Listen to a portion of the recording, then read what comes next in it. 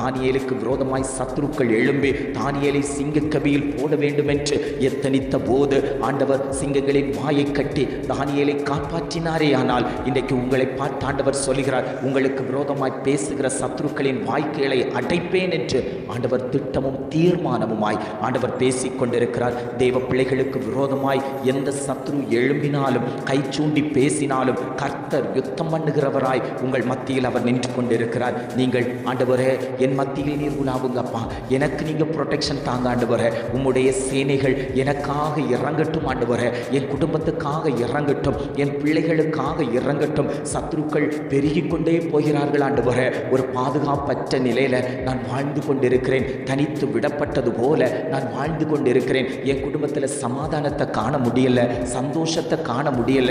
எப்பொழுதும் துக்கத்தையே கொடுத்து கொண்டிருக்கக்கூடிய சத்துருவின் கிரியைகளுக்கு எப்பொழுது ஒரு முற்றுப்புள்ளி கிடைக்கும் என்று சொல்லி தேவனை நோக்கி முறையிட்டு கொண்டிருக்கக்கூடிய குடும்பங்களை பார்த்தாண்டவர் சொல்லுகிறார், நான் அந்த சத்துருவை அதம் பண்ணுவேன். அந்த இருளின் அந்தகாரங்கள் குடும்பங்களை விட்டு வெளியேறும். வெளிச்சமாய கிறிஸ்து உங்கள் குடும்பத்தில் தங்கி தாபரிக்கும் போது அந்த பிசாசானவன் உங்களை தொடுவது இல்லை. துஷ்டன் இனி உன் வழியாய் கடந்து வருவதில்லை. இனி நீ தீங்கை காணாதிருப்பாய்.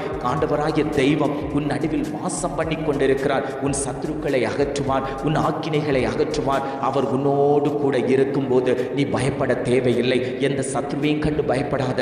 பயந்து நடுங்கிய உன் சரீரத்தில் பலவீனம் வந்து கொண்டிருக்கிறது அல்லவோ, இந்த பலவீனத்திலிருந்து எனக்கு விடுதலை கிடைக்காதா? இந்த காரியத்திலிருந்து எனக்கு விடுதலை கிடைக்காதா? சத்துருக்கள் என் பிள்ளைகளுடைய திருமணத்தை தடைபடுத்தி கொண்டிருக்கிறார்களே, நான் என்ன செய்வேன் ஆண்டவரேன்னு சொல்லி பல கேள்விகளோடு முறையிட்டு கொண்டிருக்கிறீர்கள் அல்லவோ. ஆண்டவர் சொல்லுகிறார், தடைகளை உடைக்கிறவர் நான் உங்கள் முன்னணியில் நடந்து போவேன். என்னுடைய சமூகம் உங்களுக்கு முன்பாக செல்லும். நான் உங்களுக்காக பரிந்து பேசிக் கொண்டிருக்கிறேன். நான் உங்களோடு கூட இருக்கிறேன். நீங்கள் பயப்பட வேண்டாம். நீதியின் வலது கரத்தினால் நான் உன்னை தாங்கி வைத்திருக்கிறேன். உனக்கு சகாயம் பண்ணக்கூடிய தகப்பனாய் நான் உன் மத்தியில் உலாவிக் கொண்டிருக்கிறேன் மகனே. நான் உன்னோடு கூட இருக்கிறேன் மகளே. நீ எதற்கு பயப்படுகிற?